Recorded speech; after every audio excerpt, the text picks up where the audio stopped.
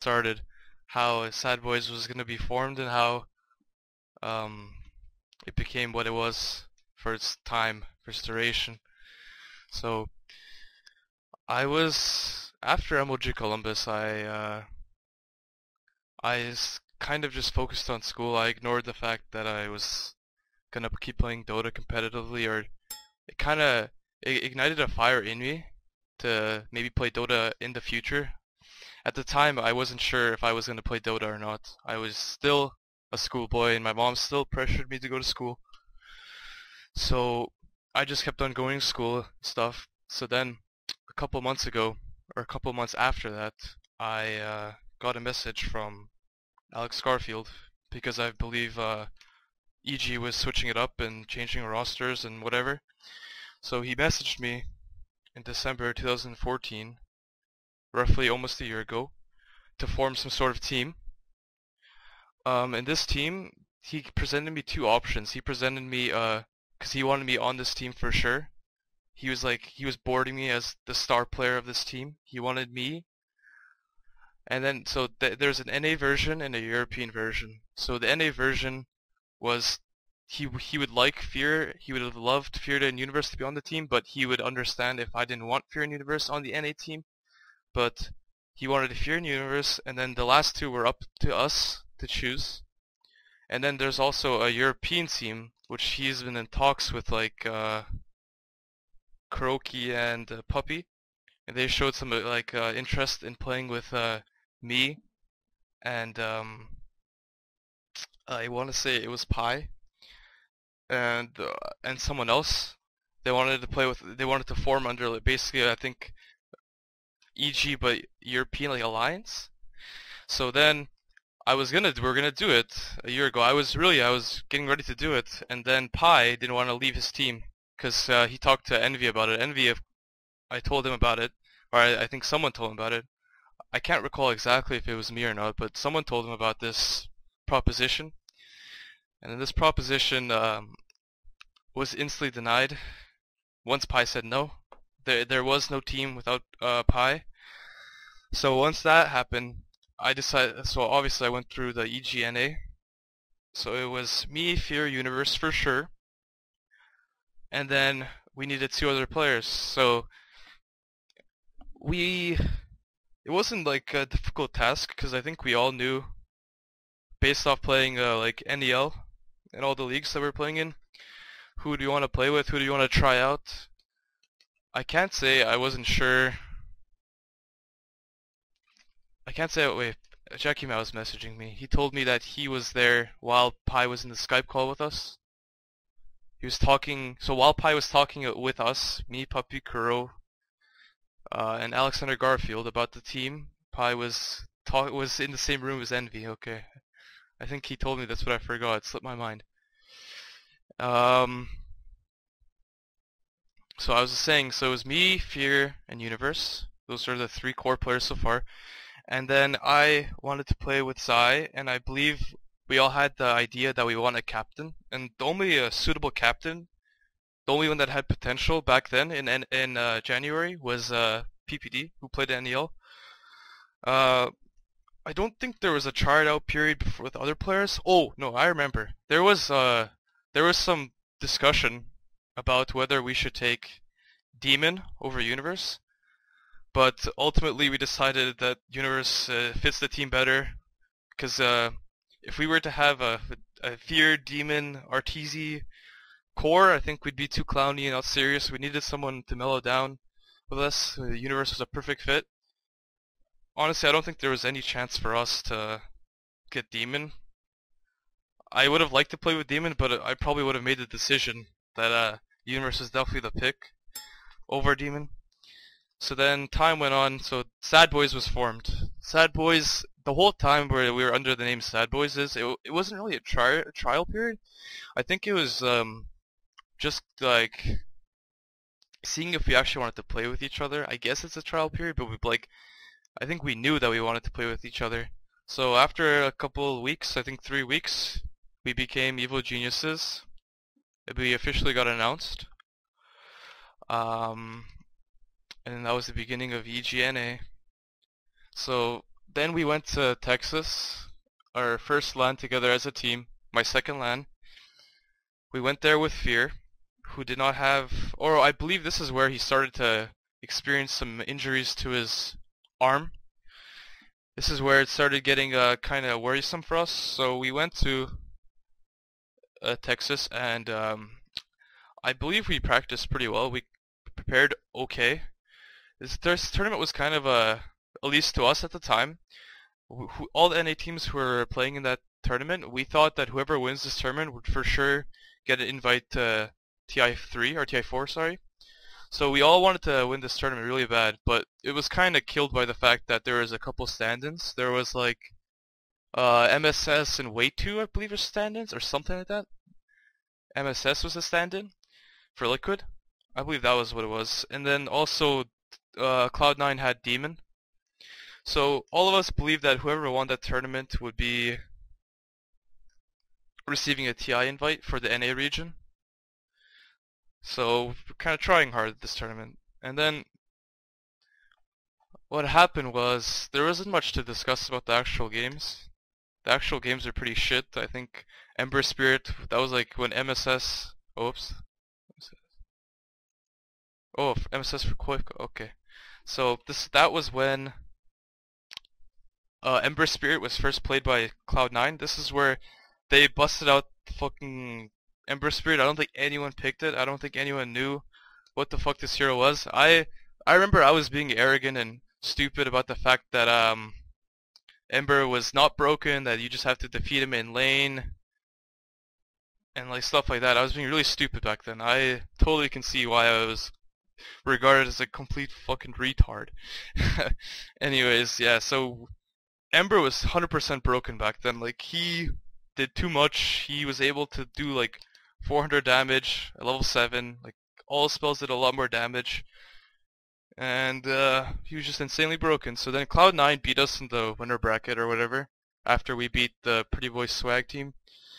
So we lost to those guys, to Ember, and then we talked about the game. We talked about how Ember Spirit is a huge problem, how he complements the style that Cloud9 was playing. Then we played Cloud9 in the grand finals again, and they seemed to like lose control without Ember Spirit. Even though it was a 3-2 finish, I believe that it's because of us sloppy play. I remember my Weaver was completely terrible. Like, my Weaver was like 0-6 or something. Like, I just kept feeding. To be honest, I don't know. I felt kind of odd that tournament. I felt kind of worried. I was kind of nervous, I guess the right word to say. I was scared. So I played pretty bad. And then I choked. To say that. I choked. That was my first choke. That game when I was a Weaver. I choked. So then it was the 5th game. Cloud9 versus EG. And at the time, no one picked Lycan. So we talked about this hero. We had prepared a strategy. This was a preset strategy versus Cloud9 in this tournament. Like, this was actually, I don't think you should do this, the way you plan out strategies, but we did it anyways. So we said we were going to pick Lycan and Sankin Crystal Maiden mid, no matter what. We were going to pick those 2 heroes, or those 3 heroes, no matter what happens, no matter what they pick. The idea was, because at the time, I don't think you were able to jungle with Lycan, because the wolves didn't have regen. So you had to accelerate your farm with the Crystal Maiden, with the Frostbite on the first creep, the large camp, and then you would get a high level, so then you could just jungle with a bottle and bottle crow and whatnot. So then we picked Lycan and CM, and we kind of just destroyed them. They made a really important mistake in a push. I think Envy ran into the trees, and then he TP'd away, so the fight was like a 4v5, and then they got wiped, and then we got Roshan, and basically the game was over from there. So the game was over. That was my second LAN win. I remember talking to Envy. He was really upset about that. He was on the verge of tears. I guess losing to me made him very sad and angry. I think he was just sad because he was disappointed in his own play. And that's normal. Everyone gets sad when they're disappointed. So from that, if I recall, oh yeah, so after that tournament, Fear had mentioned his arm hurt a lot during the grand finals, but he just pushed through all the pain and he kept on playing. So that was kind of alarming, his hand hurting, and he put a lot of strain on it as well, playing in the tournament. So this was the beginning of the pain from Fear. It was we kind of dismissed it until we started practicing for the next tournament, which was Starladder. So we practiced, I think we took a break, and then we practiced online, played some online matches, and then I went to San Francisco with Fear and Universe. This is like my first time seeing them after MLG. We boot camped, sort of. We played a couple scrims. And in the middle of a scrim, Fear had he couldn't really play. He was having like pain in his arm.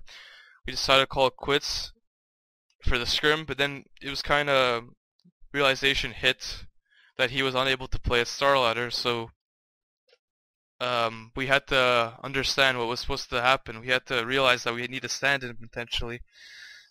So at the time, I think Mason was our stand-in, because sometimes I think Fear had some doctor appointments that he had to attend to in online matches, so he would go to them and we'd use Mason.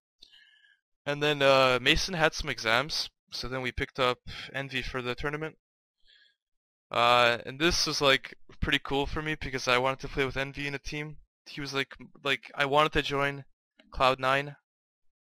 I believe they were Cloud9 after MLG, but I didn't want to like pressure Envy. I didn't want to like ask him if I could join. If they wanted to invite me, they knew what they were getting. They were getting a high school kid. So just because they did invite me, I kind of understood that they didn't want a high school kid. They want full dedication and whatnot. So I understand that for sure. And I am not upset about it at all. Maybe I was because I really wanted to play with those guys, but I'm over it now. So then we go to Starladder. We play DK. I think we arrived 3 days before. And we played DK in scrims. This was like the dominant DK. This was like the legendary fucking Wisp abusers and everything. So we played those guys in scrims with Envy at the venue with this little players area. We played them in the I think we're the only team there, so that's why it was easy for us to play. So we played them there, and we kind of dominated them, to be honest. I was actually unsure what was happening. We destroyed them in scrims. We completely crushed them. So then we were feeling so motivated. We were like, this seems like a pretty easy tournament, guys. And then, so the first day of groups, I can't recall how it went. I believe we beat Navi on our first match. And then we beat... I don't know, I think we lost to somebody, but I know we got winner bracket. So we went to the winner bracket, and this is the infamous... Hold on, I need to make sure I'm talking about the right tournament here. Starladder Season 9. I believe we played Alliance in the first round of this tournament.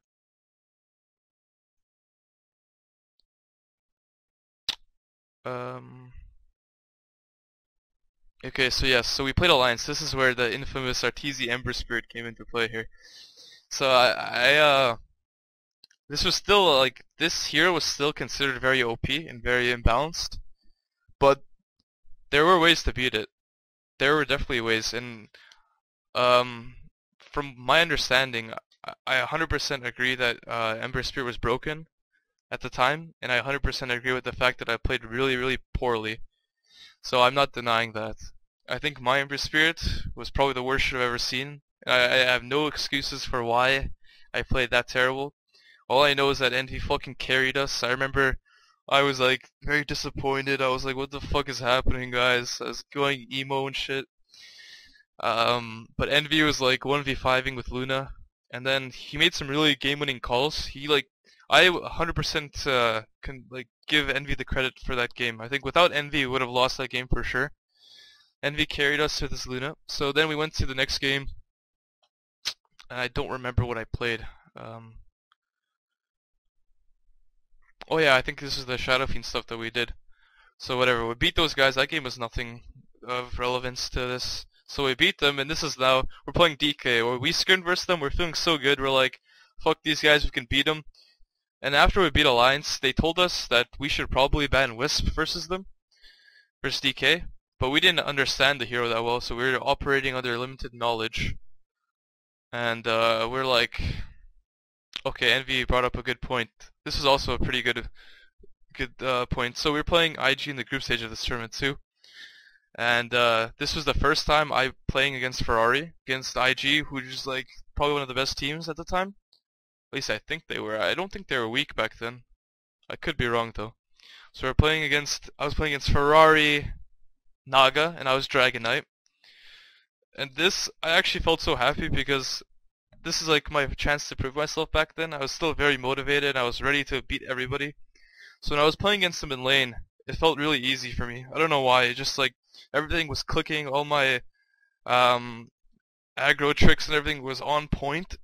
And then I was basically just dominating him. Like I was just simply outplaying that guy. And then we just started snowballing because they failed to gank on me mid. And then it was an easy ass win. But fucking Jackie Mao Doom kind of fed a little bit. I remember we dived like tier 4s together. It's fucking classic, man. Anyway, so we play against DK in the winner bracket. This is like there's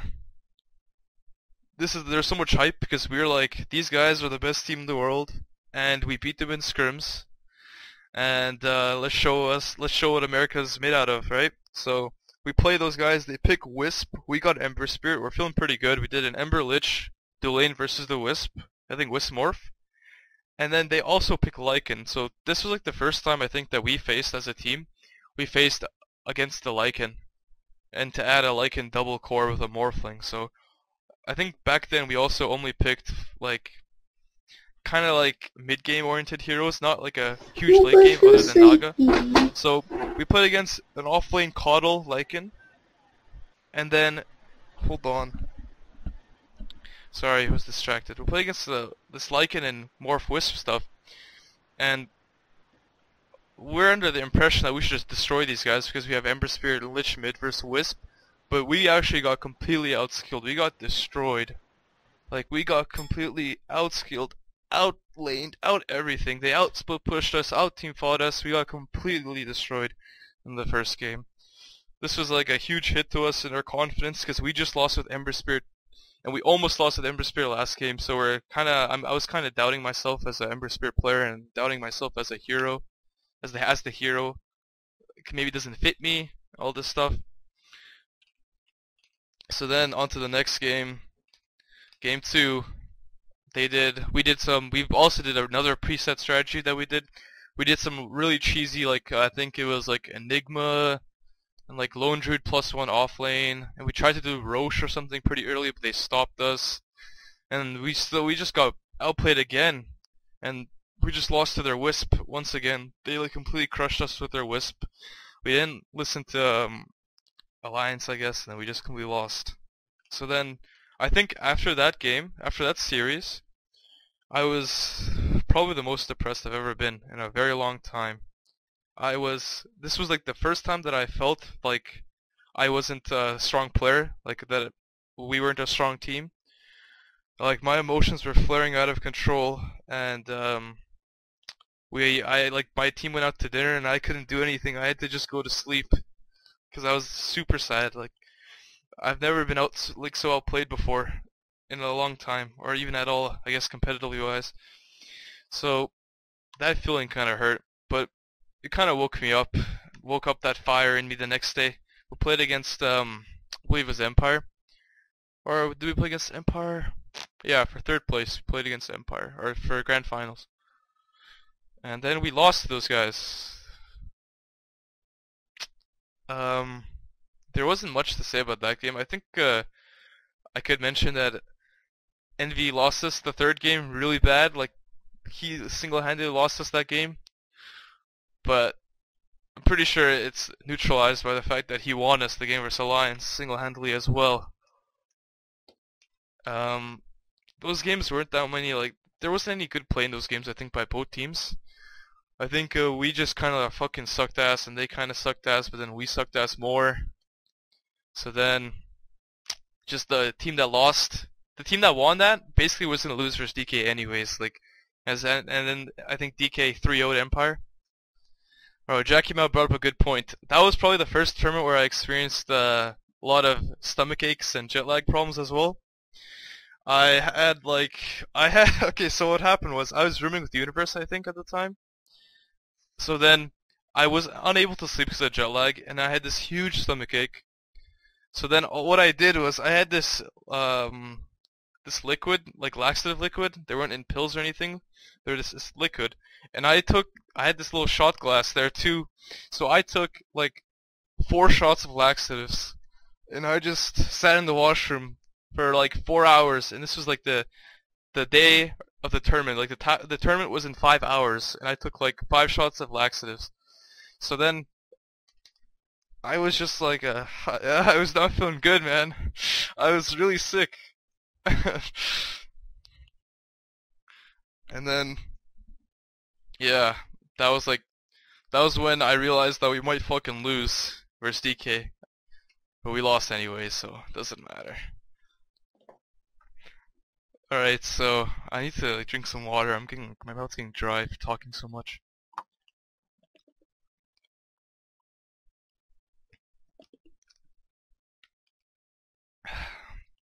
Okay, so leading on from that, we began to half use Fear, half use Mason.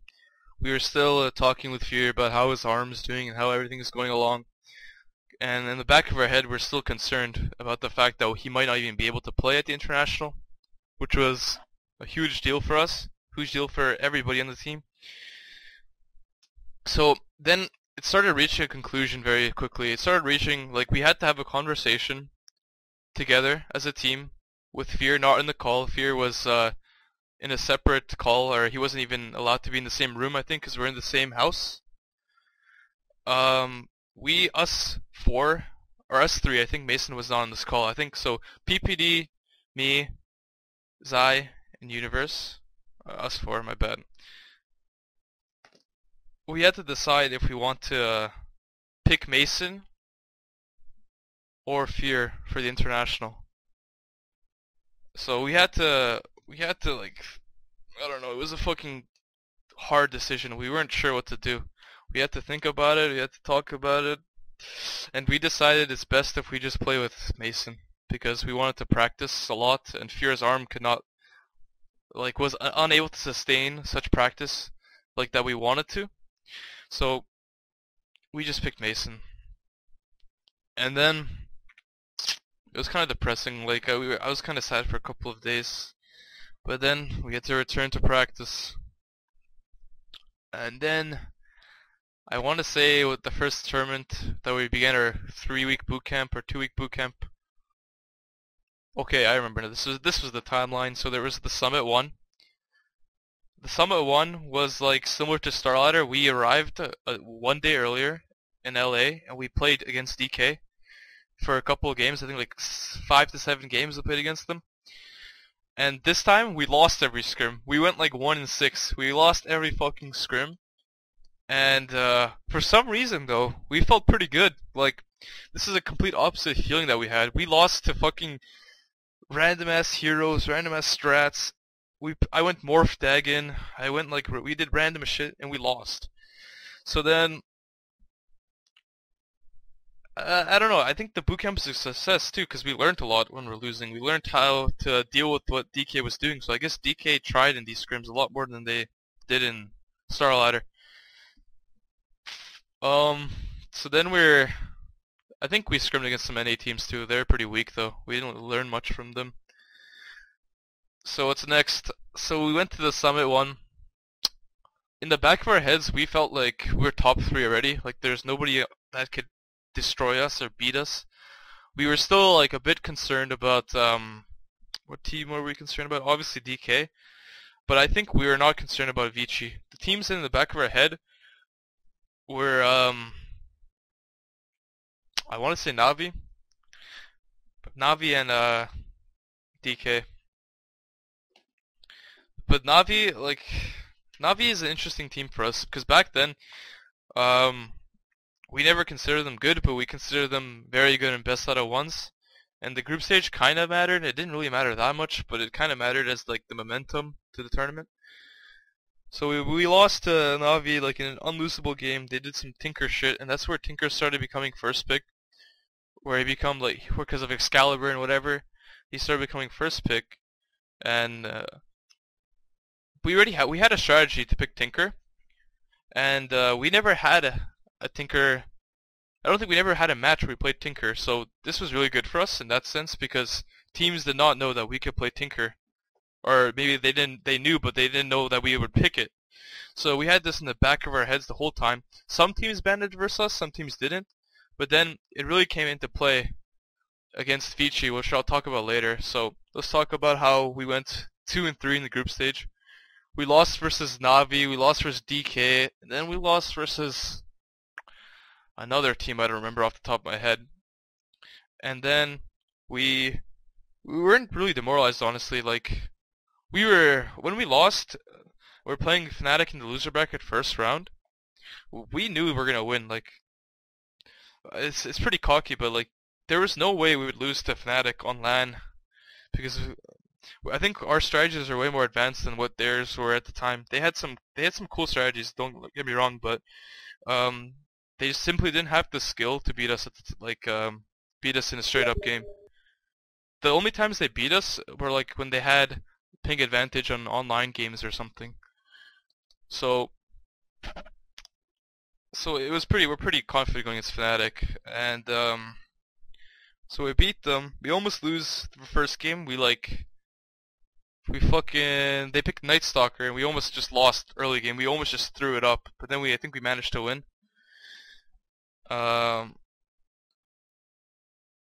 Fast forward, we played Navi after that, and then Navi was like, they're scary to us because even though they're having a sort of rough time, they're still respectable because they can pull out these LAN strategies because they were still scary on LAN. Like, even though Navi's losing every single game and like losing to random European teams, when you're playing against Navi on LAN, it's a different feeling because those guys were scary on LAN.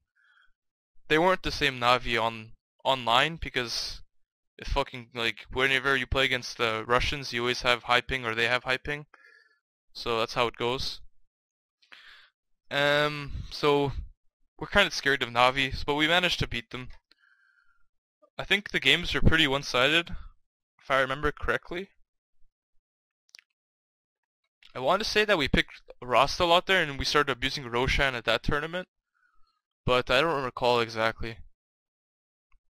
That's when Dire Boys began. That's when like we started to focus on Dire side and Roche and all that stuff. Before we were kind of playing disorganized Dota, we weren't sure what to do. We were sure that we wanted to farm with Naga and all that stuff, all that generic stuff, but we weren't sure exactly what to do. Objectives were not exactly discovered for us yet. So then we play against Vici next in the loser bracket finals. Loser bracket finals, and these games were sick because Vici was pretty good. Like they were a strong team. They didn't figure their style out, but they still almost beat us, and we were like very confident. Like they were probably confident too, but they didn't really like connect yet. Like when they connected at TI compared to this, it's completely different. So we played them, and then they won the first game, I think, and then we won the second game, and then the third game we busted out the Tinker last pick. So somehow Tinker was being first picked the entire tournament. He was being picked every single game.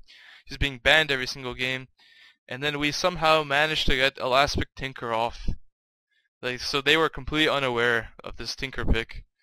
So I think just off that pick, I'm pretty sure all of us already knew that we won, because Tinker is kind of like one of those heroes you pick, and then you feel confident no matter what the other team has, because Tinker is one of those heroes that just keeps you in the game, and then if you snowball just a little bit, you just win the game. I don't know how else to describe that hero. He's just ridiculous in that right. Next up, the grand finals versus DK. This was so hype actually. I remember playing this. I was so excited to play this tournament. This was like one of the tournaments where I smiled after I won. It was like, it's a good feeling. There's a certain like amount of respect you have for opponents, and I think the respect was like mutual for us. So we were playing against DK. I think we got like I was getting smashed one of the games, and I really set a bad tone for my team. I think let me just start from the beginning. I think so. Game one we did some push strat with DK, and this was like the first time that we did this push strat. Like I don't think we ever practiced it. We had it in theory, but we never actually practiced it. So we played this DK mid. We did some push strat with Furion and Badin, and they picked Panda and Doom. So those two heroes at the time were also very strong. There is kind of like a Chinese only pick. I think Doom wasn't consistent or Panda wasn't consistent. One of those were not consistent. I forgot which one. I think it was probably Panda. No, it was one of them. I can't say. So when they picked those two heroes, we kind of understood that we had to push as fast as we can. So okay, I remember it. They picked Panda, Ember, and Doom, and we had Furion, Abaddon, Dragonite, some other two push heroes. And we had a timing window. We had this timing window where we were supposed to push at 25 minutes. So we were doing really well. We beat them in a team wipe. I think we team wiped them. We beat them in a huge fight, got a tower, team wipe, and everything. So everything was going good. And then they started to get levels on their Panda and their Doom. So then we're pushing high ground. We needed to push this high ground really bad or else we'd lose the game because they have inch eggs and everything. So we were fighting and I made the call to go and get the inch because he was like, to try to paint a picture, he was right above the top dire tower, the tier 3. He was right above the tower next to the tree and I was in front of the tower in the middle of the stairs. So I made the call just to fucking focus him because I knew that he did not have buyback, and if we killed him, we would probably win the game just straight up there. But so we all went on him, and then he just managed to live with 100 HP, and then we just died, and then from that play alone, we just lost the game because we missed our timing. So I was really upset because I felt like we could have killed him. We weren't like focused. We weren't ready to take advantage of it. So there was some kind of argument, I guess, after the game. We talked about what we should have done. I kind of understood that maybe I rushed the chance to kill him. So then there's that. We lost the first game. Shit was bad. Everyone was yelling at each other. Me and PP were beefing. Of course, it doesn't really matter. It was just nice beef, like constructive beef. No one was yelling at each other or anything like that. So we're talking about the next game then. And we decided to pick Lycan mid. And I think DK was prepared against this because they picked Axe. And then I got completely crushed in lane. And I got demoralized again. So I was losing my team this tournament right here. I was going feeding in my lane, losing them the game. I calling stupid shit last game. But my team carried me. I think it was Mason Marana that carried me that game. We managed to come back and it was 1-1. And then the next two games I think weren't that interesting for my opinion because it was kind of just like one team was winning, the other team was just losing slowly, and there was not much outplay going on. It was just they picked some stupid bounty hunter clockwork stuff because they thought that they could punish the mid lane really well with the bounty hunter, but it didn't work out for their favor. And then we thought we could do something that didn't work out for us. So it was a 2-2. The game 5, DK pulls out their secret strategy, which was Tiny Whip's safe lane and mid Sand King and a space making Bristleback. This Bristleback, he went like 0 and 8 and 0, but his true plan that game was just to basically run around like a retard and make us focus him. And that game taught us a lot as a team because that was DK's plan the entire time. We didn't understand that we were trying to gank them. When we were trying to gank the Bristleback as 5, the Tiny Wisp were like pushing other lanes and whatever, they're doing all this shit. So then we're losing so much time, so much gold, and they're just farming everything, and we're just that's the game where we realized that we have to farm better as a team and kill people in small groups and stuff rather than as like 5. So then yeah, he just fed, we just won. Good stuff. these things aren't as interesting as I thought they would be, honestly. Alright, Tyler, let's talk about the boot camp after Summit. I think this is probably one of their best boot camps as EG. Like, every single day that we played, we had an idea of what to practice and what to learn and everything. And every single day went well. I was really happy with how it went because I think PPD was really organized and I respected them a lot, and everyone was playing their role and everyone was playing really well. And I was proud to be a part of Team EG because I fucking threw the last tournament almost. I was playing really poorly.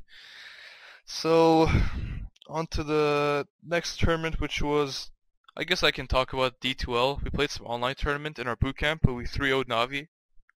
That was a real good booster for us because we didn't even try out like our best heroes, our best strategies, and we just 3-0'd them because we were able to outfarm them and everything. So, goddamn, hold on, I need to do something.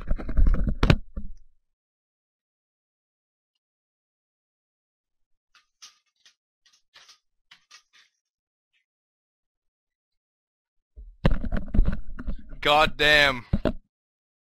This is so fucking boring. Hold on. Basically, I'll just summarize the whole TI bootcamp. I think the TI bootcamp went really well. We're prepared to play against a lot of strategies. We're prepared.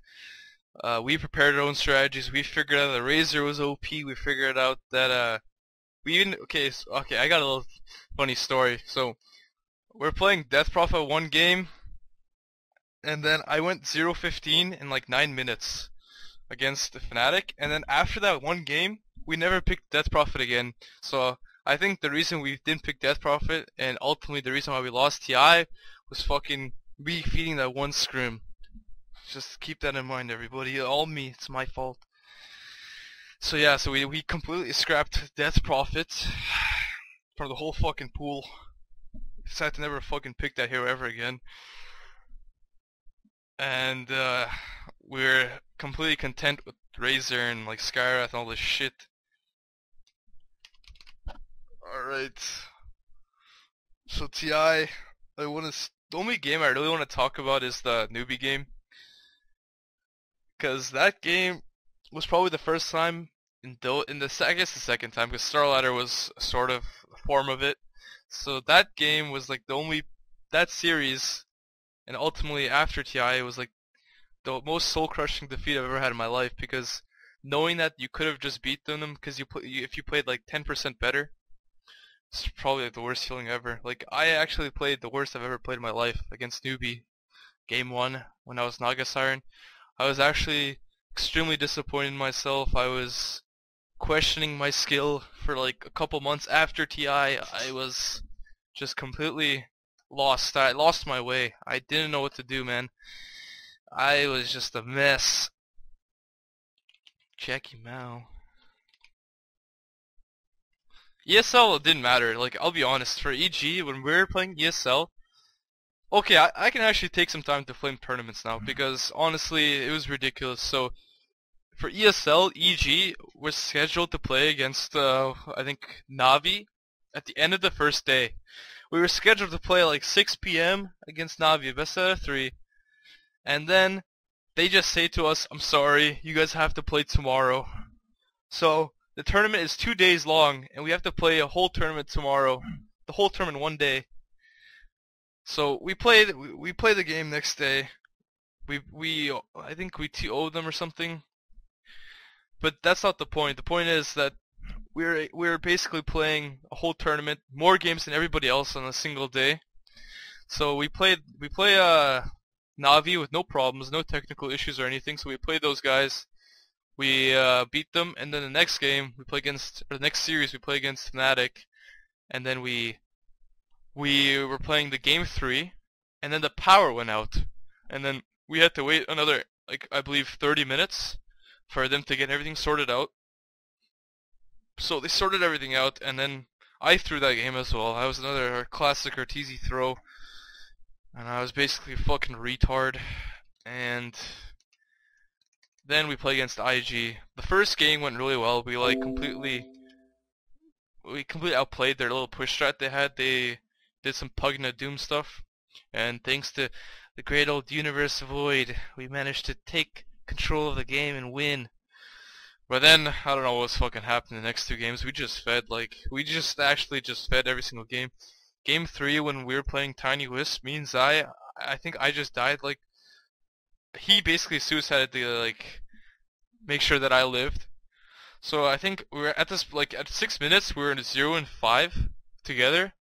And I look at him, and then I look at him in real life, and then he looks at me, and then we just start laughing.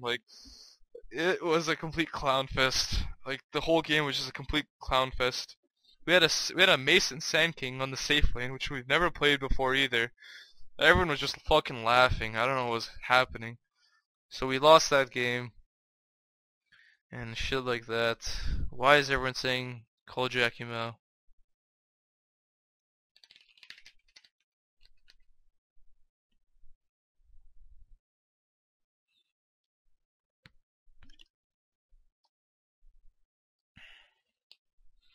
Alright, so yeah, after TI I was depressed, I was questioning myself as a player, I was going through a rough patch. I guess I should talk about the roster changes that we had in mind after TI4.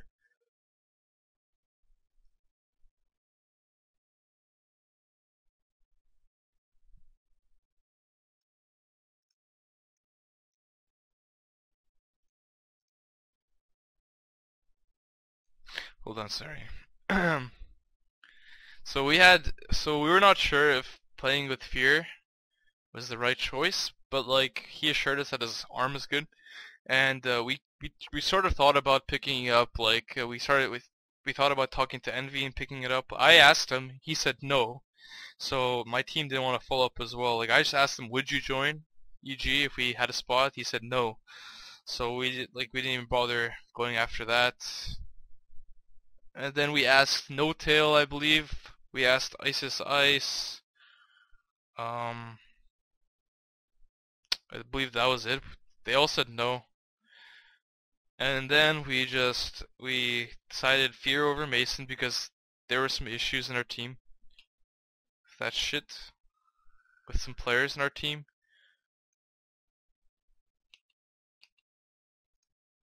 Okay.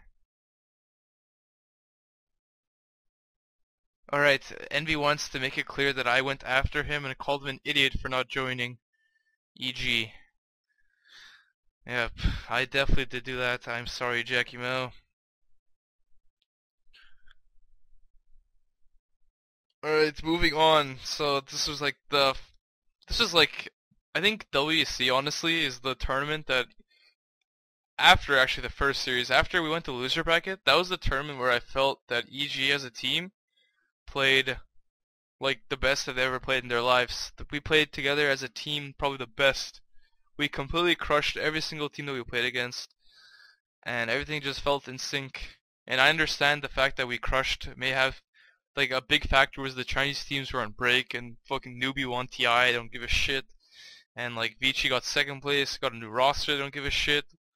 All this stuff like that. So even though the conditions were still kind of sketchy, I still think that we played the best that we've ever played. That winning that tournament was such a nice feeling because that was one of the tournaments that I smiled as well because everything went very well and I was happy and all this shit. Fuck, man.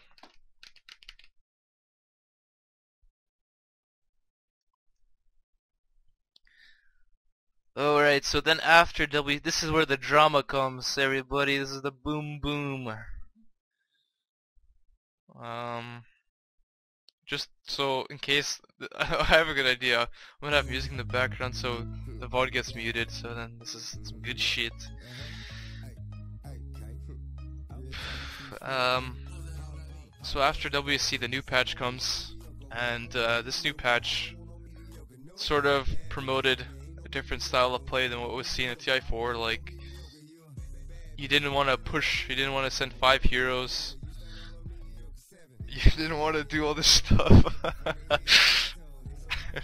You didn't want to play together as a team. Maybe you want to do some split pushing, maybe you want to do some shit like that, you know.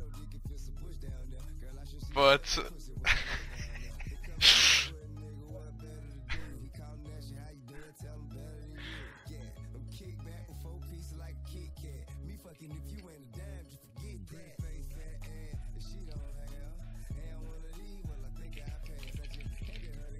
okay, I'm sorry. Okay, let's begin again. So, no record, no record, please. Don't record. So anyways, like, the game changed completely. Like, a TI4 was just centric on pushing towers, getting a lead, taking that lead, snowballing it to do Roche and all this stuff. It wasn't basically at all what it is now. You wanted to end the game in 15 minutes in the other patch. This patch you want to end it like 40, 30 maybe. So, we had some difference of opinion of how to play in the team. We weren't sure what the best way to play the game was. I had a strong belief that picking illusion heroes and 4 heroes that sort of support the illusion hero in whatever way possible, like stuns and power or whatever, is the best way to play the game. And then some of my teammates, I guess it doesn't really matter what I say. I think a lot of, like, let's say, I think Universe and Fear and Zai did not have a definite opinion. They had some opinions about how to play the game, like that's relevant to their hero, but the overall game, like, they didn't have a definite opinion on how to play. And in my opinion, at the time was definite. Like, I wanted to play like this. I think if we don't play like this, we'll lose. That's what I thought in my head. So PPD thought the best way to still play, like, push and stuff. So we had a lot of small arguments about stuff like that. We had, like, discussions about how I think I just want to play 4 Protect 1 because this buffers me, it looks me look good, whatever. All this stupid arguments. So I lost my train of thought. What was I saying? There's not much to talk about besides the fact that we just had a difference of opinion of how to play the game. And this difference of opinion was not gonna change unless we change players. So ultimately, to be honest, there was probably no way that we should have won Star Ladder, in theory, because we played 0 games together. We didn't practice at all. We had no idea, like, what to pick. I think we had an idea what to pick, but it was kind of like one of those ideas where you just say, yeah, that might work, let's pick it. So our primary idea that tournament was Lycan. Like, Lycan wasn't picked often. It was like I'd say it was picked like in 10% of the games, maybe less, maybe 5% of the games. So then we picked it in Star Ladder, and we completely crushed everybody with Lycan. And then we won Star Ladder. So winning Star Ladder was pretty fucking sick because we all got so angry when we saw Secret cheering because they beat us in the winner bracket. We actually got unbelievably angry because they were going crazy. They were like throwing their headsets, they're like high-fiving all this shit. So after EG, because we're all like fucking depressing guys and like we don't show emotion when we win, we fucking look at those guys, we're like, alright, we're gonna fucking beat those fuckers. So then we talked about our strategies, how to beat their stupid ET Tide opening together. We talked together for the longest time. We theory crafted, and we figured it out. We figured out a sort of style that we want to play against Secret, and it ended up working because they gave us Lycan in every single game, except I played Ember one game that was kind of fucking awful. That was not the fun game at all. I don't want to talk about that one. Yeah, fuck Gustav, man. That guy went crazy a bit.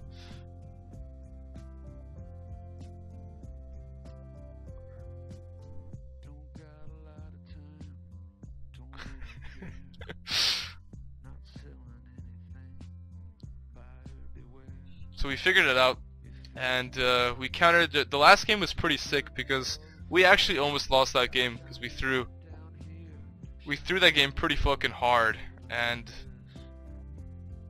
the fact that they actually thought they would win that game made me so mad because they threw that game, but we threw that game also super hard. And if we were not to throw that game, we would have won that game very smoothly. But we almost lost. And thankfully we had a Nyx Assassin. If we didn't have a Nyx Assassin, we would have fucking lost for sure. Winning that tournament was probably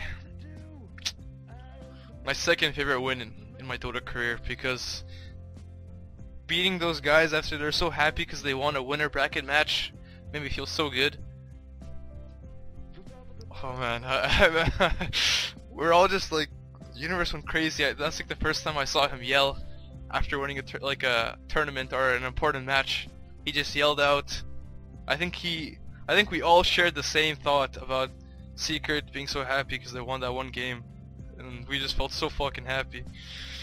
Obviously, no offense, I love my boy Gustav, my team. We had a difference of minds, you know, back then.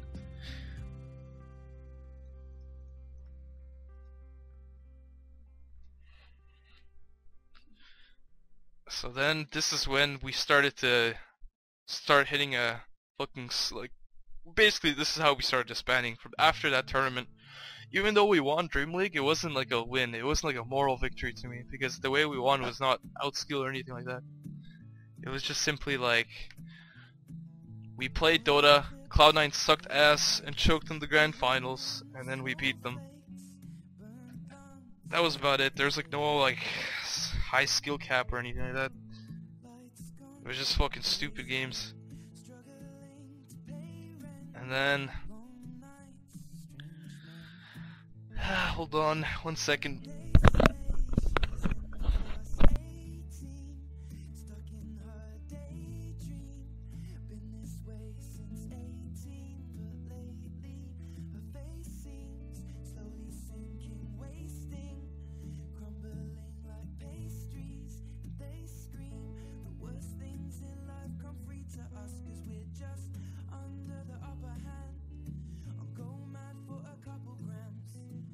Alright, I'm sorry, I'm back.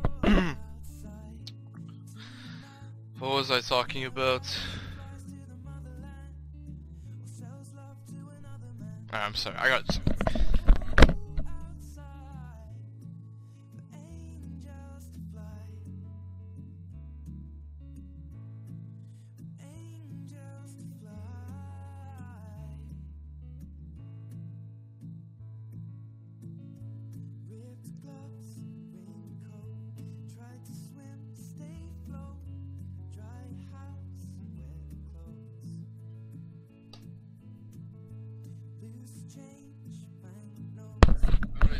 I'm back. I had to tend to some needs.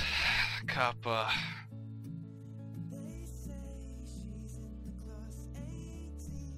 Alright, so after we lost Summit, basically a Summit is when shit went down. We like, all our smaller arguments that we had together, they all emptied out into one tournament.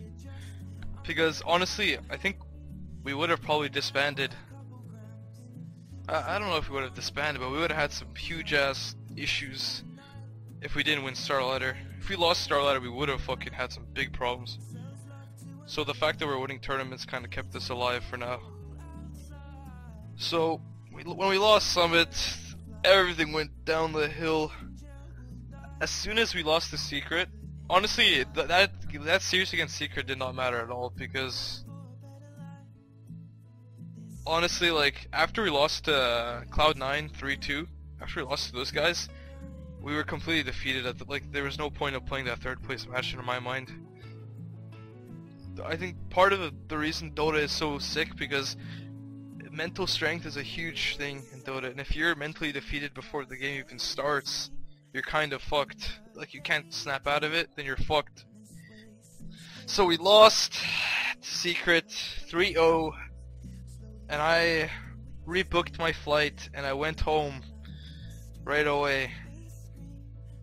And Universe also went home right away. We didn't go to the after party at all.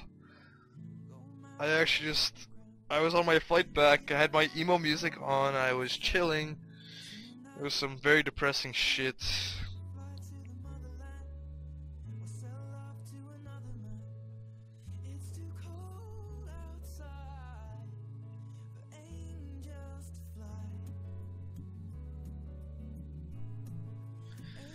Yep, classic stuff.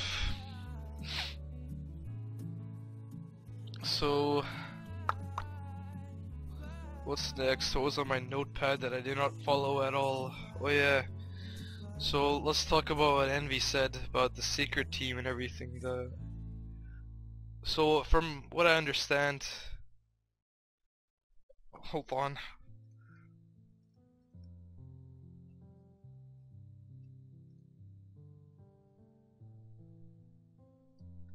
So from what I understand is I don't like this song. You need a good song, you know, like an upbeat song for this. Oh, I know this. This is a good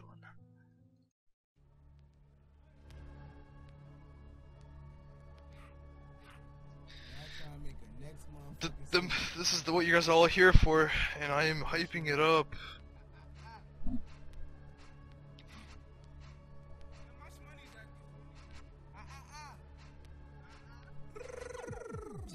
So I think what happened was Zai got asked to join Secret to replace Fly, and he spoke to them at the summit. He spoke to them at the summit in real life when we left. I guess they had a private conversation, and they asked him if he wanted to join as the offlaner. And I found out. So that was not in this equation at all. I was not part of this equation at all. At least from my perspective. I don't know if they talked about me, but I don't think they did. I don't think I was even a part of this equation. So I talked to Zai about it, and I asked him what he was going to do. He decided he's not going to leave the team. He's not the type to leave a team after one bad tournament loss, is what he said to me. Really respectable dude. So then I said alright, and we decided to keep on playing together. And I wanted to talk to the whole team about like how to change our style and like how to work as a team again, because the way we were going wasn't working at all. We weren't practicing, we weren't doing anything. We were like, the misconception about Arteezy and Zai not wanting to practice is somewhat true, as in Zai couldn't take practice seriously because I don't know what his reasons were. But he couldn't take practice seriously, and I couldn't take it seriously because we were picking such garbage shit. Like, we weren't open to new ideas, new styles, so I was not even giving a shit at all. So ultimately, there was a lot of issues with each other near the end of it. Like, PPD and I had a lot of conversations, to put it lightly, about how to play the current metagame and stuff. And I explained, like, I tried to explain as much as I could about like what I think about the game and stuff. We talked about the game a lot and all this stuff, or whatever, but it was never applied. Like, none of the stuff that we talked about was ever applied to the game, and it was kind of shown. We played against VP Polar, and all those stuff that we talked about, like the format of how to pick and everything, it wasn't applied. That's kind of like when I said, fuck it, man. But I forgot to mention, I think after I said no, Theban messaged me and asked me if I wanted to join with Zai. So I think at first so I said no. I thought about it for a long time. I talked to my team, and then I just said, I think no, we should not do this. So then we said no, and then they went on to play with Misery and No Tail. So then we played the VP Polar match, and this is when I thought that we were like a new team ready to destroy everybody again. And then we just fucking lost. We lost in the worst like manner, and like everything. It was just awful. Like, everything that we talked about was completely like not there. Like, it felt like there was a complete like disconnection. Like, Zai kept on feeding. I kept on like getting mad because we're playing like retards. So I think it was necessary for someone to leave the team. I think it was an absolute necessity for EG to get a roster change, for EG to be reborn again, to be a good team again. Because if we were the same 5 players together, I don't think we would progress as a team. We'd hit a fucking wall. So I talked to Theban again. I revisited the idea of us joining Secret, of me and Zai joining Secret, and then it kind of wasn't gonna happen. But then I think we just kept on pressuring them. Let's do it. Let's do it. I really want to do it. And I guess they saw the fire in us, and it happened. We just became a team, secret after that.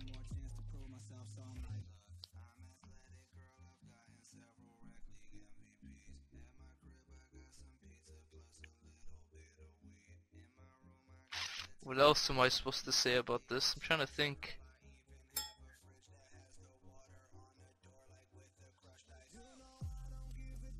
Honestly, I think I'm the most motivated I've ever been in a long ass time after joining this team, because it just everything feels good right now. I feel like even though I've been playing Luxembourg every day and all this shit, I feel really good about everything that I'm doing.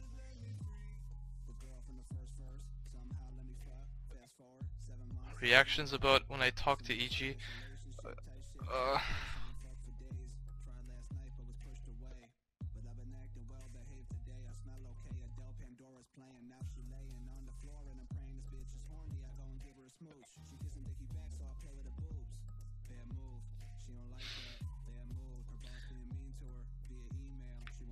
Right, okay, fucking subs mode only, okay? Someone do it. I'll answer the sub mode questions as long as they're not retarded.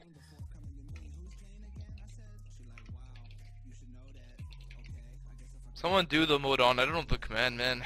God.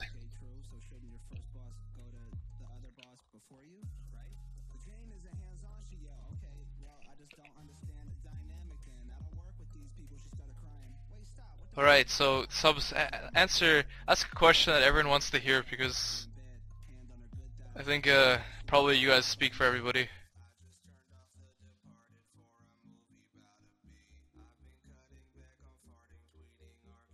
Oh, holy shit, they posted a screenshot of our scrim. Alright, since it's already out there, this was like the last scrim of the day where we just fucking threw.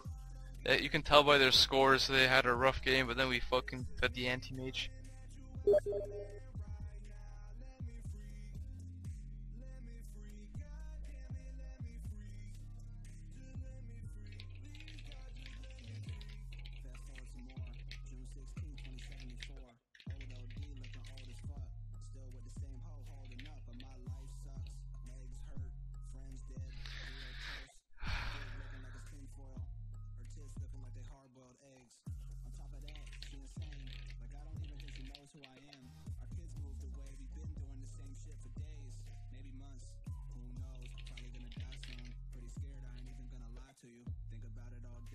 So, so far in scrims, someone asked who's drafting. So far, it started off Puppy drafting, of course, and then for the past couple of days, I've been drafting along with Puppy. We've been talking together during the draft, but I'm like, I guess I'm like, I have the drafter thing. I'm still color brown and orange though. That's the sickest part. I'm still brown and I'm still orange, but I can also draft. It's cool.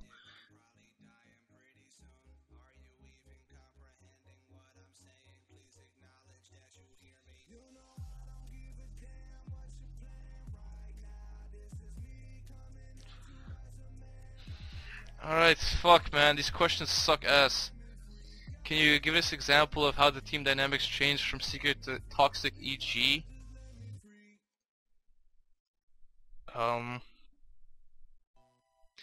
EG was like, EG was probably one of the teams that were like the most mentally prepared in teams, or in like matches.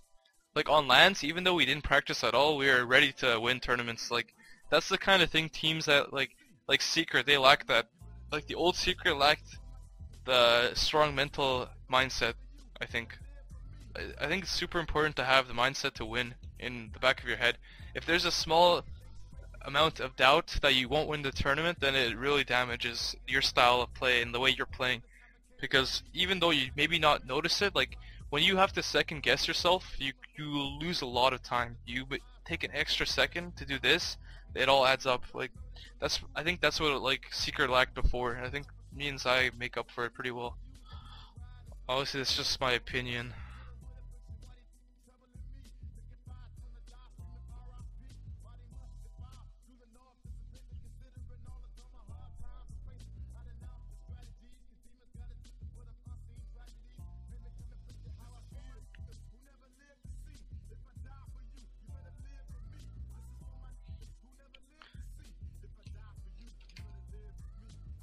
Alright, fuck it, dude. Turn this sub thing off. I don't know why I'm having trouble with focusing because everyone's messaging me.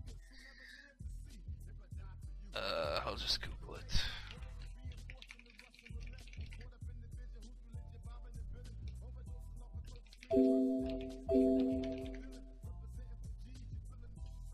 Subscribers.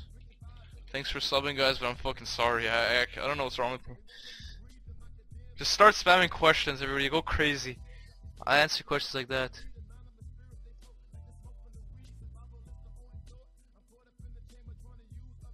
I'm actually pretty upset. Like, how the fuck does an NA team post a screenshot to everybody about a scrim? And this is kind of like, in the long run, this kind of hurts the development of NA Dota because I don't think we're ever gonna scrim that team ever again. Because why the fuck would we scrim a team that takes a screenshot and posts it to their friends and brags about a scrim win, even though it was obvious that we threw that game like crazy. So, furthermore, this is why NA Dota is fucking garbage, because all this shady shit. So okay, I'm gonna just do one thing at a time. So I'm gonna talk about if it was tough deciding to leave EG. Honestly, when I was thinking about after the VP Polar game, when I was thinking about leaving EG, I probably didn't sleep for like 3 nights. I did not have the easiest of time making this decision, but ultimately, I consider this a job as much as it is a hobby. And if you want, I think you have to be selfish in what you do to be successful.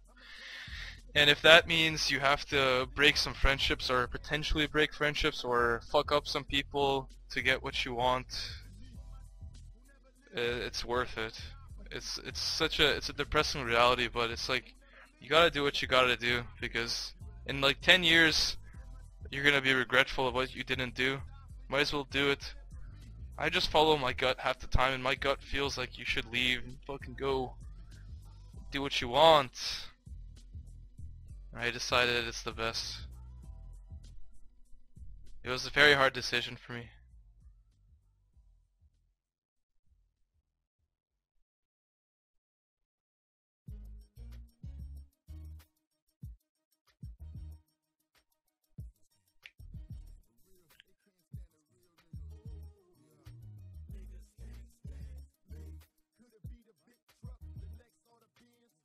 Because like, it's not a way of looking at the world. I think it's just a Dota thing, because I think in 10 years Dota is probably gonna die, and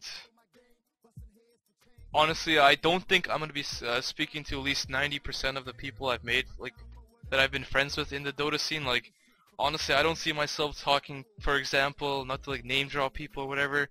I don't see myself talking to go click someone's Twitter. Let's see. For example, I don't see myself talking to FNG, or I don't see myself talking to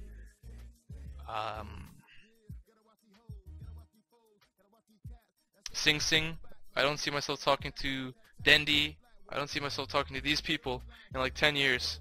So it doesn't really matter to me that I hurt them or hurt their feelings for the temporary amount of time. I don't know, like, I probably am fucking depressing as fuck, but it doesn't really matter to me. It's like, I'm sorry. I think I'll be talking to Envy and shit, for sure. By the way, I didn't pick anyone. I just started looking down like a falling list, so whatever. I didn't like, I didn't just fucking flame those guys. It's no offense, man.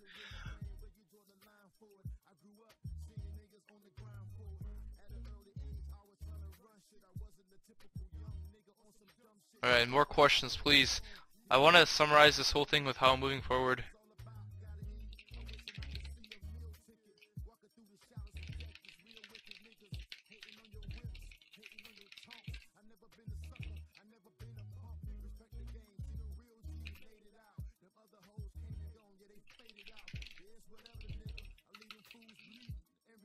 Alright, so Jackie Mouse told me I should rephrase what I just said. So what I wanted to say, I'm really bad at explaining things in the heat of the moment, as you can tell. What I meant to say was, even though I don't mean like I want to win so bad that other things like friendship and temporary friendship and temporary praise and everything to me doesn't matter.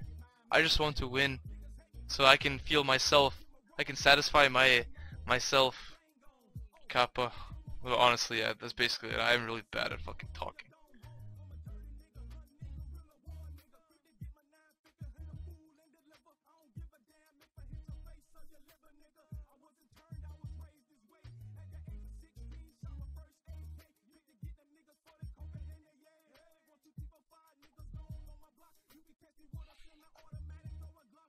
Alright, the questions, please.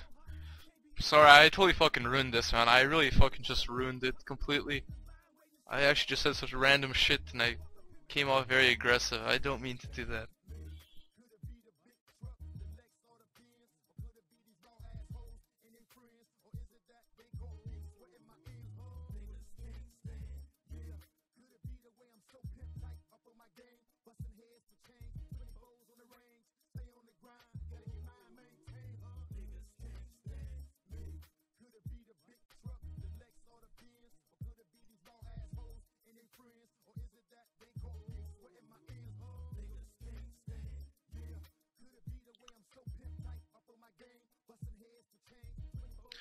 Somebody asked me about how I'm taking the ping and everything.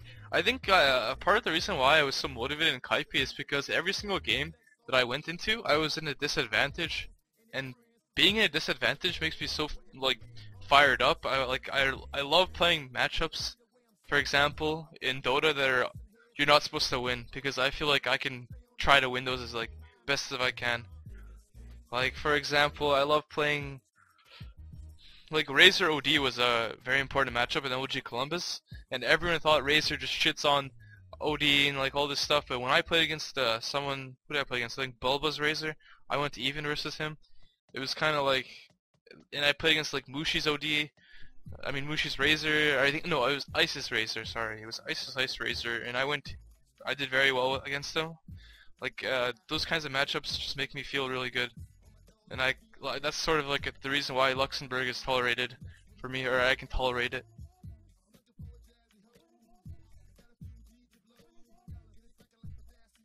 Um,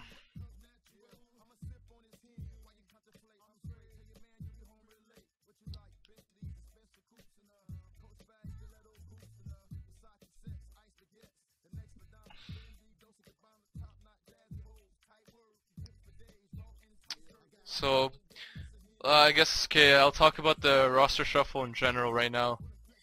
So let's talk about Clown and 9. Um, personally, I'm not sure if they got a better, like if their team is better. I think they are on a new mental state, which is already a really good start, because the sort of mental attitude that C9 had before was actually insane. Like they were the most depressing guys I've ever seen. When I sat behind them at WEC, because they were played in a room full of like open to everybody, and you could hear them talk. When I was sitting behind those guys and they were speaking to each other, they were like it was like the most depressing tone and everything. And I'm sure that carried on for a lot of other tournaments and all that stuff. So I'm not sure if I think maybe Misery and No-Tail are better players, and they fit better.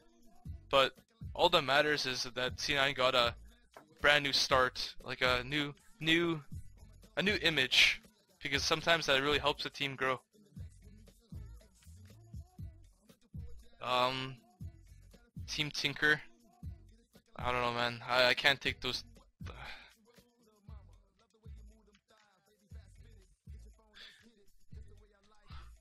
I don't want to say anything mean about Tinker, but I don't understand. I really don't understand what's happening to that team, because they're just switching players every time they have an issue. When they have other issues to worry about, a true underlying issue, which I cannot say. I am not Fleming people I am not sort of close to. So let's move on to Evil Geniuses. I think the roster shuffle it helped us both, because EG needed new players, a new mental state. fucking puppy's just... Hold on, I set this guy straight.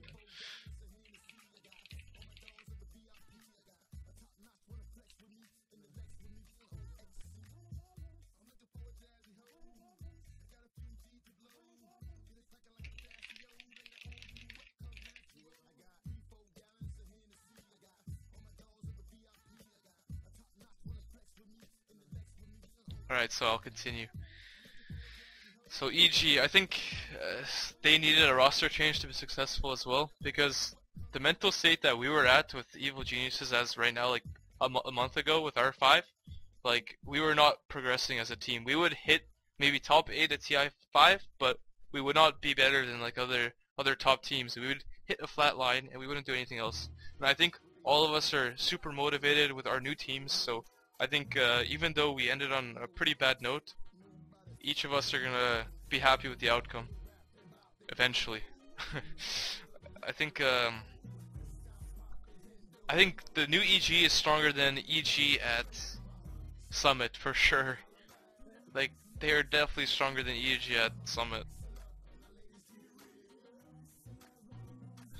What other team? Alliance? I have no idea.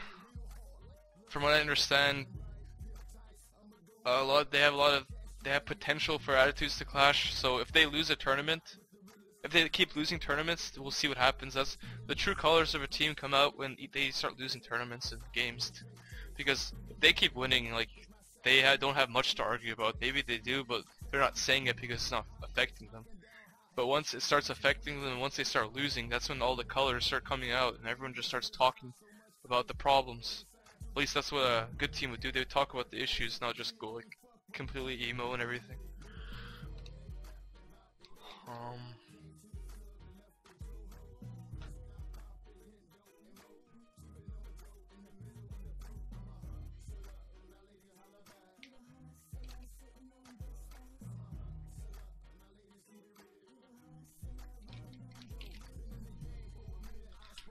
So I guess if there's no more questions, I'm gonna conclude this thing, because I probably said a lot of stupid shit and I probably really fucked up, but you know, in life sometimes you take,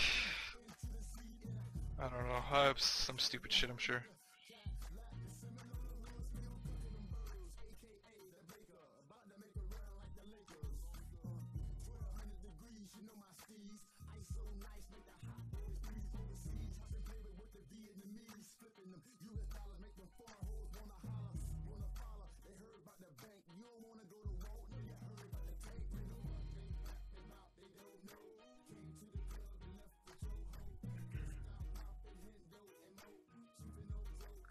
Oh, the new player on EG, the 15-year-old prodigy.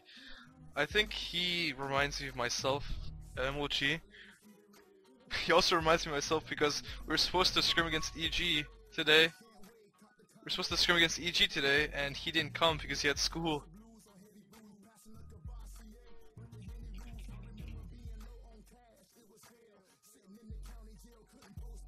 So that's kind of like me. Missing scrims because I had school and I had to do chemistry after school. But I think he's talented. I really think there's a lot of players in ADOTA that are talented, but they're not given a chance. And the ones that are given a chance do stupid fucking shit, like post pictures of scrims and are generally fucking retards. Like I really fucking hate NA Dota. Like I'm out of the scene, man. Exile me, you fuckers.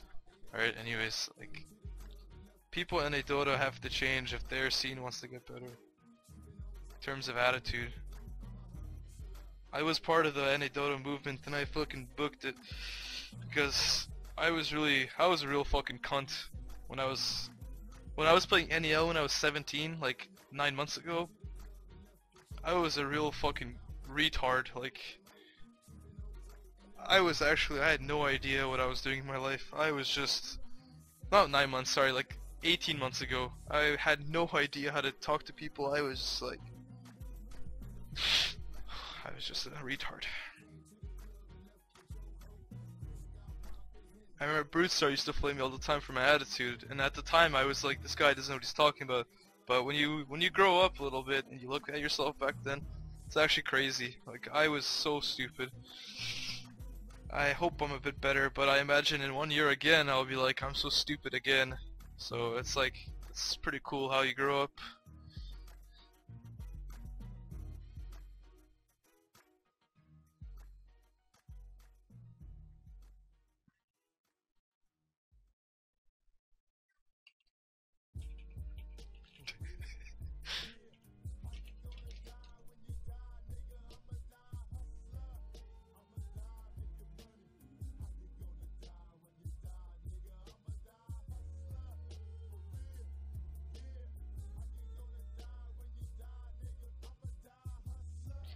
Sorry, so I'll continue on. Any more last thoughts or anything? Um,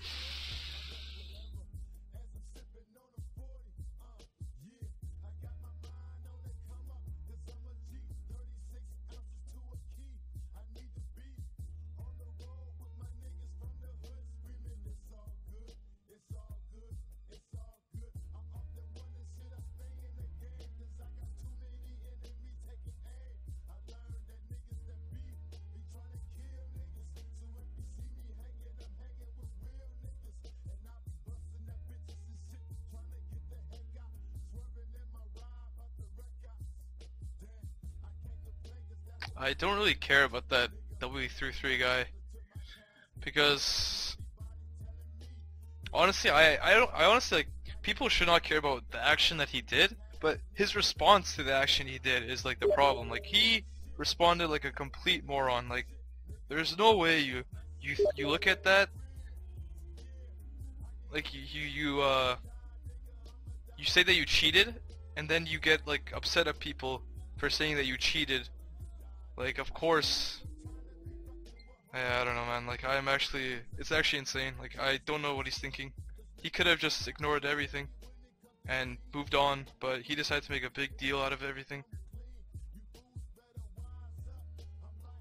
And the fact that Arise threatened to physically hurt somebody as well is ridiculous. People are like child.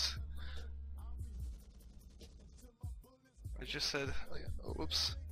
Oh, never mind. No, okay, sorry.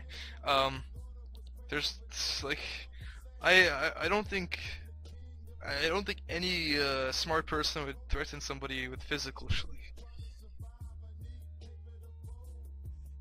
I understand he's like a young kid. He's still cocky as fuck, and that's good. I think being cocky is good to be a good Dota player. You have to start off cocky, but then you have to realize you can't just do stuff like that anymore.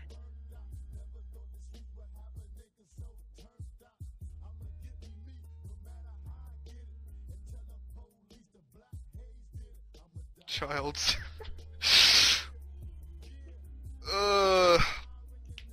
I'm pretty sure Eyes was serious. I don't think he was not serious, but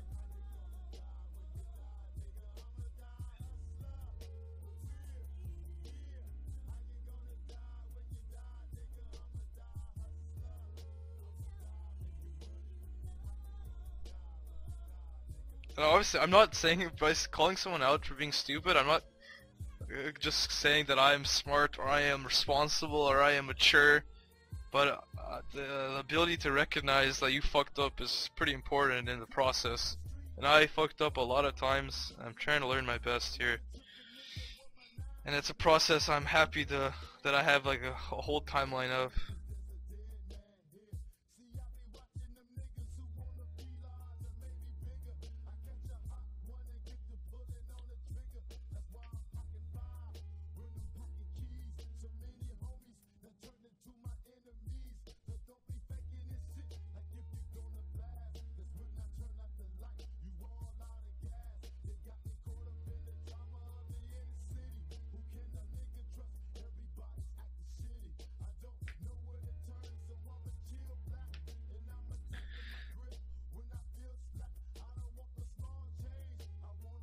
I may be bipolar actually.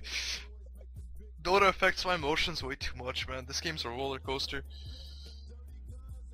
Good lord. Alright, I'll just sort of conclude, but then I'll answer questions. But so what I wanted to talk about was the upcoming tournament, China. I think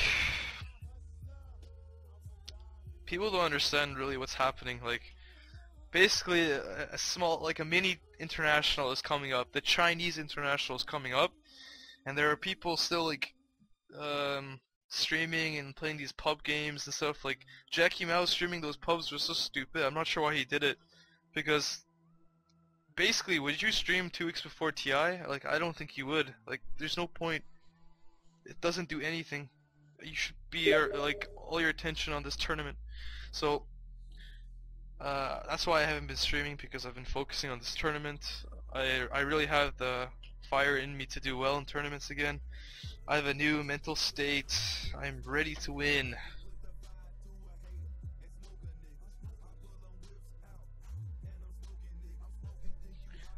I was gonna say some more stuff, but then I lost my fucking. I don't know what I was saying.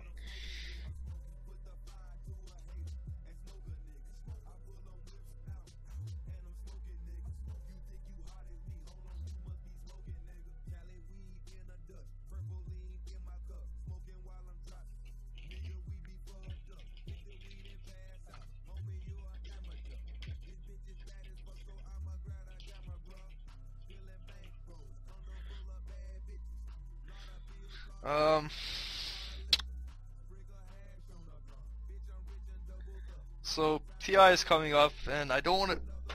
Fuck. I don't want to stream when there's a TI and there's a huge tournament coming up, and I probably won't stream if there's like a huge ass MLG tournament or whatever coming up as well. It's just, I think all of my energy needs to be on the game and how to win the game, not how to win pubs or how to do whatever.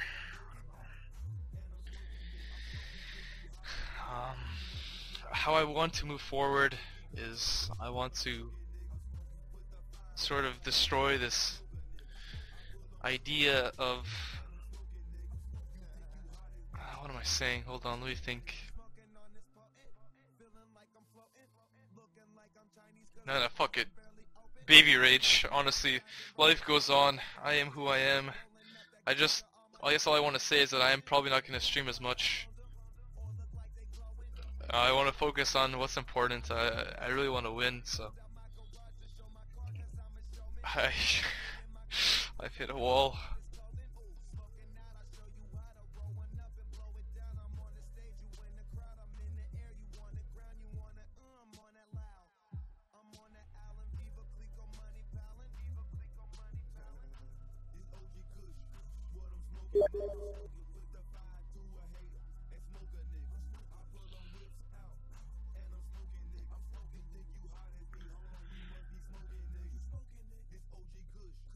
Sometimes, you know what's funny actually, what I noticed is, so I'm watching Grey's Anatomy, as most of you probably know, and every single time that I'm watching an episode of Grey's Anatomy, it seems like it's relative to what's going on in my Dota career. Like, I was watching an episode where the residents are moving on to become attendings, and they are sometimes, some of them are going to different hospitals and becoming a doctor there, others are staying where they got their internship. So basically what I'm doing is I got my internship at EG and then I fucking booked it. I went to a better hospital. I'm out of there. Oh god. So I got my internship. I learned a lot in EG. I'm happy that I spent my time there. But I'm moving on now to a different hospital. And then also the other day I was watching another episode of Grey's Anatomy, and well, wait, I think they were talking about change is good. So yeah, change is good, exactly. Oh god, dude, I've hit the fucking wall! Yeah, this is how it ends, I think. It's been fun, guys.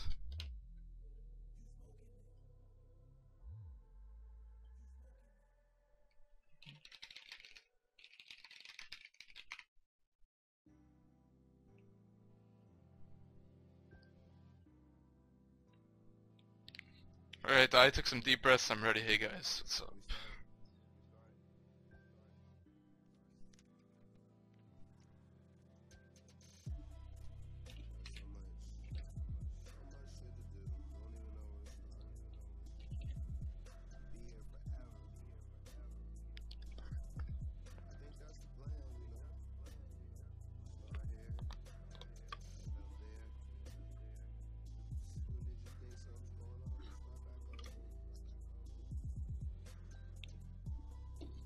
Honestly, like, I have no idea what just happened in this past couple hours, or past hour and a half to be exact. But all I know is, at the end of the day, I'm just a boy playing some Dota. Right now I'm at the Team Secret Hospital. I am an attending, and the rest of EG is in Team EG Hospital, doing whatever they love.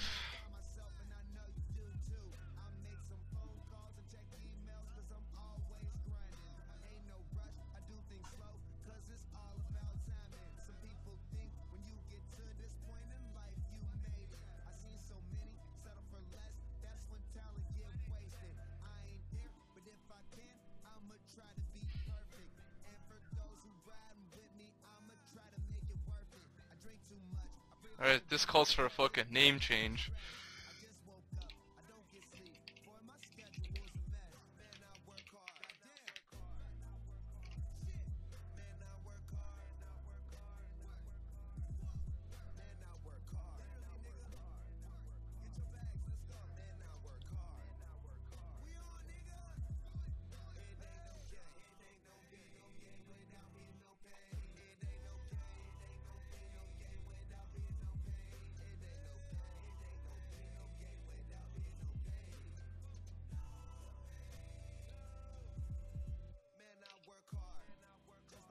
Oh fuck.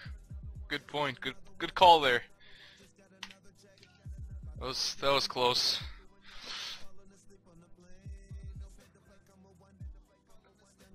Honestly, I actually have no idea what just got into me. Seems like I was thinking it pretty well, and then boom, Grey's Anatomy came out of me. I couldn't control it. Don't worry, if I ever see any of you guys in real life, I probably won't be like this. I'll be like a normal boy, just relaxed, you know.